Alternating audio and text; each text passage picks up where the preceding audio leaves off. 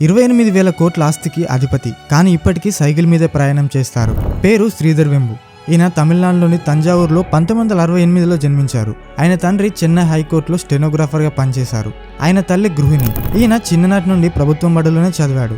IIT JEE పరీక్షలో జాతీయ స్థాయిలో 27వ ర్యాంక్ సాధించారు. ఆ తర్వాత ఆ పై చదువులను ప్రిస్టన్ యూనివర్సిటీలో పూర్తి చేశారు. చదువు పూర్తయిన వెంటనే 1994లో క్వాల్కామ్లో పనిచేశారు.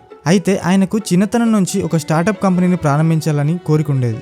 అందుకే మంచి జీతం వచ్చే జాబ్ను వదిలిపెట్టారు. 2021లో ఆర్థిక మాంద్యం సమయంలో అడ్వెంట్ నెట్ అనే కంపెనీ భారీ నష్టాన్ని చవిచూసింది. ఇదే సమయంలో జోహూ డొమైన్ నెమ్ము అనే కంపెనీని శ్రీధర్ వెంబు కొనుగోలు చేసి 2009లో తన కంపెనీలో అడ్వెంట్ నెట్ కంపెనీని విలీనం చేశారు. ఇక ఆ తర్వాత వెనుదిరిగి చూడలేదు. అంతేకాక 2021 నవంబర్ నాటికి జోహో కంపెనీ ఆదాయం $1 బిలియన్ చేరింది.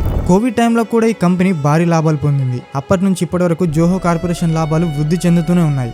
అయినా సరే శ్రీధర్ వెంబు సాధారణ జీవన విధానం కొనసాగుతూనే ఉంది. ప్రస్తుతమైన నికర ఆస్తి విలువ 28 కోట్లని అంచనా. మరి శ్రీధర్ వెంబు గారి గురించి మీరేమనుకుంటున్నారో కింద కామెంట్ చేయండి.